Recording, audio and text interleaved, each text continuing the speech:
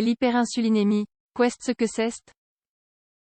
L'hyperinsulinémie indique des altérations dans notre organisme. Ces altérations sont liées au contrôle du sucre dans le sang et sont potentiellement dangereuses pour la santé. L'insuline est une hormone très importante dans notre corps, car elle régule la quantité de sucre présente dans le sang et dans les tissus afin que ces derniers puissent réaliser différentes fonctions. Un taux d'insuline dans le sang élevé peut indiquer une hyperinsulinémie. Nous connaissons bien l'effet du manque d'insuline ou de l'hypoinsulinémie dans notre organisme, car cette situation concerne les personnes qui souffrent du diabète de type 1. En revanche, la population générale en sait beaucoup moins sur l'hyperinsulinémie, ce qui rend compliqué l'établissement du diagnostic. C'est pourquoi, dans cet article, nous vous expliquons ce qu'est l'hyperinsulinémie. Vous découvrirez également les causes à l'origine de ce problème de santé. L'insuline. Qu'est-ce que c'est? Avant d'expliquer ce qu'est l'hyperinsulinémie, nous allons passer en revue le fonctionnement de l'insuline. Après un repas, les aliments sont fragmentés jusqu'à devenir de tout petites substances capables de traverser l'intestin et d'arriver au sang. L'une de ces substances est le glucose, à savoir le sucre fondamental dont a besoin notre organisme pour produire de l'énergie et accomplir ses fonctions. Lorsque le glucose arrive au sang, il passe par le pancréas en activant les cellules bêta qui libèrent l'insuline stockée.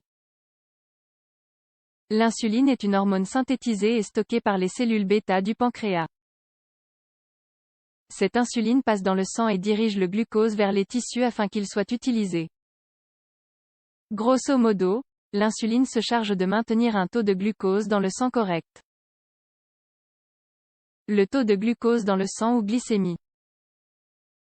Un taux de glucose dans le sang normal est situé entre 70 et 110 mg par décilitre. Une glycémie anormale peut entraîner de graves problèmes de santé. L'hyperglycémie correspond à un taux de glucose anormalement élevé. L'hypoglycémie correspond à un taux de glucose anormalement bas. L'hyperinsulinémie, qu'est-ce que c'est? Il n'existe aucune définition concrète de l'hyperinsulinémie qui, généralement, est définie comme suit: quantité d'insuline plus élevée que la normale dans le sang. Les causes à l'origine de l'hyperinsulinémie sont diverses. Découvrez-les ci-dessous. La résistance à l'insuline, l'une des causes à l'origine de l'hyperinsulinémie. La résistance à l'insuline est un phénomène qui a pris de l'importance ces dernières années, étant donné l'augmentation du nombre de personnes qui souffrent du diabète de type 2. En cas de mauvais contrôle du sucre pendant 2 années, le taux d'insuline augmente pour conduire l'excès de sucre vers les tissus et ainsi maintenir le taux de glucose dans le sang stable. Dans un tel contexte, le corps s'habitue donc à utiliser des quantités importantes d'insuline. Face à de plus petites quantités d'insuline, le corps ne réagira pas. C'est à ce moment-là qu'on parle d'une résistance à l'insuline. Pour compenser la résistance à l'insuline, le corps fabriquera plus d'insuline. Il y aura donc hyperinsulinémie avec hyperglycémie. Les tumeurs productrices d'insuline. La présence d'une tumeur productrice d'insuline, également appelée un insulinome, est une cause moins fréquente à l'origine de l'hyperinsulinémie. L'insulinome est une tumeur difficile à diagnostiquer en raison de sa petite taille, il est difficile de le voir sur un scanner. Environ 10% des insulinomes sont malins. Cette tumeur provient des cellules bêta du pancréas qui produisent et libèrent beaucoup d'insuline dans le sang. Cette hyperinsulinémie entraîne une hypoglycémie, tout le glucose est envoyé vers les tissus, et il n'y en a donc pas dans le sang. L'hypoglycémie est une situation grave. Les symptômes de l'hypoglycémie sont généralement les suivants.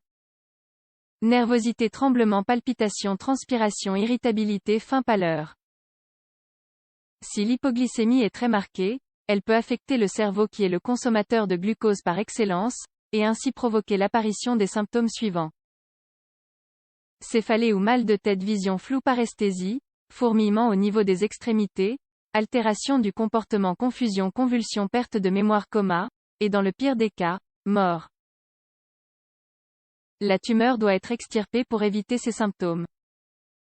Il est aussi à noter que l'insuline est un facteur de croissance, elle peut favoriser la croissance d'une tumeur. L'insulinome se trouve généralement dans le pancréas. Néanmoins, chez certaines personnes, des morceaux de pancréas ne se trouvent pas à l'endroit habituel, on parle de pancréas ectopique. Cela complique davantage le diagnostic. Fort heureusement, les insulinomes sont peu fréquents. L'insuline externe. Une injection d'insuline externe peut être la cause à l'origine de l'hyperinsulinémie. Il y a deux cas de figure. Une personne atteinte de diabète s'injecte par erreur plus d'insuline qu'il n'en faut, provoquant ainsi une hypoglycémie, une situation qui peut, comme commenté précédemment, être très grave. La personne s'injecte de l'insuline alors qu'elle ne souffre pas de diabète, provoquant ainsi une hypoglycémie factice. C'est ce que l'on connaît sous le nom de syndrome de Munchausen. Une personne atteinte de ce syndrome s'automédicamente ou se blesse pour avoir l'air malade. Dans les deux cas, le taux de glucose dans le sang est bas tandis que le taux d'insuline est élevé, et l'insuline n'est pas produite par le corps, elle provient de l'extérieur. Quelques clés importantes au sujet de l'hyperinsulinémie.